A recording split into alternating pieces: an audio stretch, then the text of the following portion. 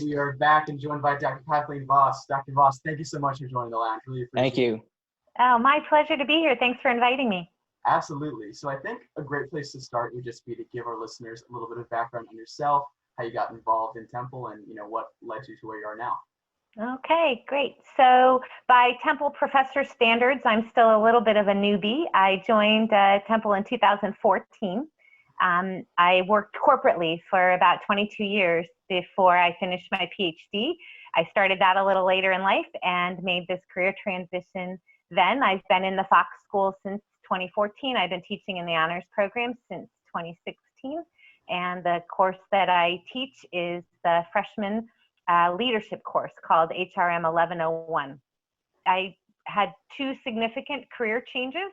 I started off with a really bad sales job when I got out of college, and then very quickly lucked out and got to be part of a healthcare startup.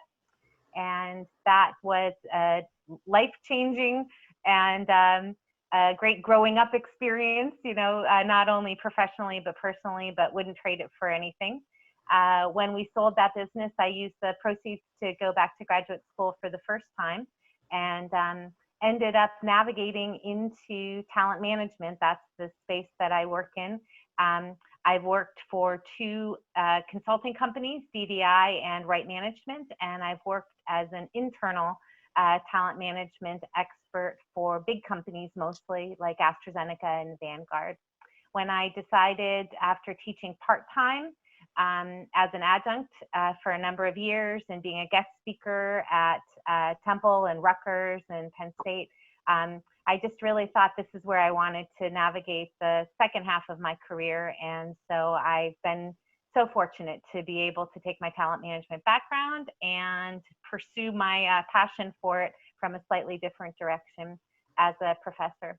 I'm still a partner in a small consulting company. We do primarily things related to leadership, but more having to do with selecting leaders. This summer, I'm actually looking to put one of our assessment instruments into an online format. So that's what I've been up to this summer. Awesome. Very exciting stuff. So a bit of a winding career path, but that's awesome that you've had the chance to, sort of experiment and figure out where you want to be. I'm wondering, did you always know in the back of your mind that you wanted to be an educator or be, back in sort of the academic space? Or is that sort of a moment in time where you realized, wow, this is really something for me? That's a great question. It was not an always thing. In fact, all of my personality instruments have me a little more on the introverted side. So back office was where I thought I'd always belong. But once I got into consulting, particularly external consulting, you always have to produce your research. If you're going to bill somebody for something, particularly in the hiring people space where there's a lot of legal risk, you have to know what you're talking about, and you have to be able to substantiate what you're proposing. And so it was through those experiences that I learned the value of research, and therefore where research is done. And so that's really what spurred my interest in transitioning to academia. The passion that I have, and it is the favorite part of my job, is the teaching. That was just such a pleasant surprise to me. And as I said, that started more from being asked to be a guest speaker and then teaching a class every once in a while I was still working corporately. So it all kind of came together beautifully, and I don't take it for granted. I know that it's not easy to sort of find your perfect job, but I feel like I found it. And I would even say it's not even easy to learn the ropes of all these different roles that you've taken in your life. Switching from, the corporate world, going into consulting, and then coming to academia, it just seems like a huge switch. So during your time, did you have any mentors or people that you looked up to that taught you the ways? Absolutely. So, and in fact, the career path that I've described for you, as circuitous as it's been, I've been fortunate in that I've never actively had to look for a job. So that bad first job I told you about, my manager from that bad first job left before I did and took me with her. And she has mentored me, coached me, and recommended me for multiple jobs, some that I took, some that I didn't take through my career. And then a little bit later in my career, I met my second mentor. My first mentor's name is Linda Pickwick, and my second mentor is Jean Furkatish. She is Dr. Jean Furkatish, so she has been my mentor sort of into my academic career. But we worked together for a consulting firm, and same story. She took me with her when she left, and then she stayed there and kept recommending me for other jobs, including my job at Pitt. So not only have I felt like I've had these powerful women who have believed in me and who have said to me when they've been helping me guide my career, I think you'd really be good at this, and so I want you to consider it. Those conversations have been pivotal in terms of me taking some risks in my career that have turned out positively, but also just to be able to call either one of them informally when I've managed people, for instance, and say, gosh, you know, I feel a little stuck here. I need some advice, or, you know, is my thinking correct? I mean, they're just wonderful resources and have continued to be those resources for me. And I'm so grateful for it and try all the time to pay it forward or pay it back whenever possible. It's always fantastic to hear about a connection that you keep for life. I mean, Indeed. you know, we always talk about networking on the podcast. So I think this is a fantastic example of someone who, you know, really uses their network, and it seems like a fantastic networker. So thank you for sharing that. Yeah, for sure. And once you build a good network, your network works for you. You know, you Right. don't even have to cultivate it so much. So one of the younger professionals who I mentor, she worked with me at Vanguard, and I learned the recipe well. So I took her with me. I stole her and took her with me to write management. And I know in my conversations with her, you know, 15 years ago when I was, you know, you need to build your network and we need to get you out there and so on and so forth. It's wonderful because now we have a steady Sunday morning FaceTime call since we don't work together anymore. And she tells me all the time that she feels like she hears me talking. I don't think this is a compliment, but she feels like she hears me talking because she's all over her people on her team, that they need to build their network and take care of it and treat it well, you know, treat it as the asset that it is. But I'm glad that you are believers in networks, so I don't need to go on any more than I already have about how important they are. Oh, yeah, most definitely. You know, in a way, just like they say, you always become your parents. In a way, I guess you can always become your mentors as well. So Indeed. definitely Indeed. good to see that leadership, you know, and the sort of influence carry on from generation to generation. But, you know, now that you've been able to leverage all these fantastic mentors to put you in the place you are now, I'm wondering, you know, in your experience now on the academic side of things, you have your research, but also a huge part of it is working with, you know, the majority freshmen, the incoming class, the next class of this, the Fox Honors sort of legacy. So what, in your opinion, makes a great professor, and how is a great professor like a great leader? What a great question. Let me flip that one around. What do you think makes a good professor? And then I'll tell you whether I think we're on the same page or not. Yeah, interesting.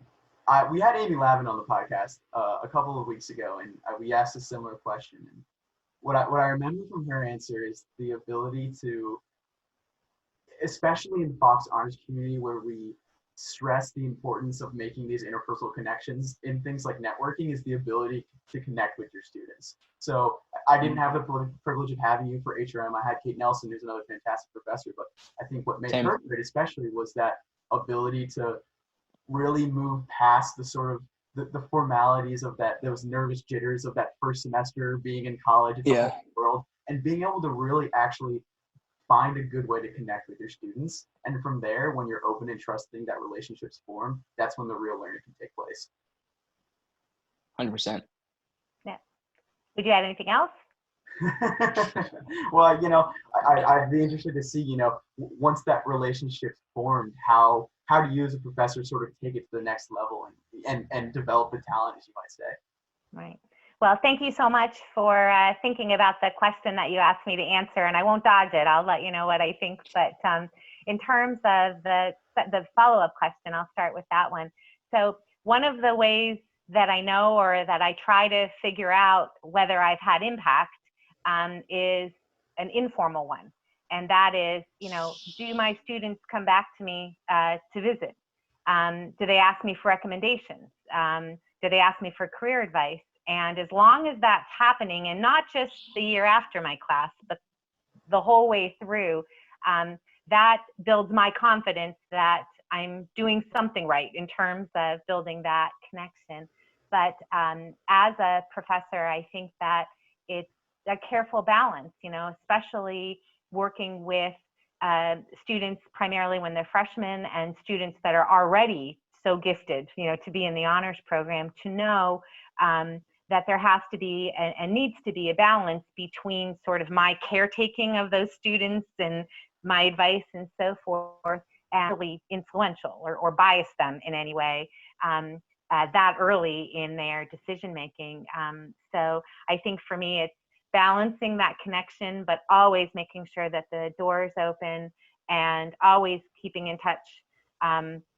Sometimes if I haven't heard from a student that I've had a lot of contact with for a little while, I'll reach out, whether it's on LinkedIn if they're no longer a Temple, or on email, and check on that student. But also knowing that students get to a point where if they don't need me as much anymore for the questions that they've been coming to me for, that's probably success, and not worrying about that, etc.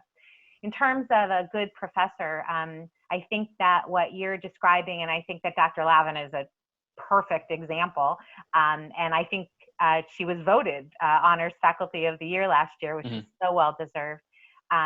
And I think she, is the epitome of, she's so smart and she's so organized, and she delivers learning to students in a way that is credible, and there's no questioning who's in charge of her classroom, but she does it in a way that is gentle, and she's funny, and she makes digital information fun and easy to understand. And I think that I just can't say enough about her as an example, but for students that aren't lucky enough to know her or take her class, some of those characteristics that I've described, I think, are so important. So it has to be meaningful. There has to be connection. It does have to be fun at some level, but I think as a professor, we have to be organized.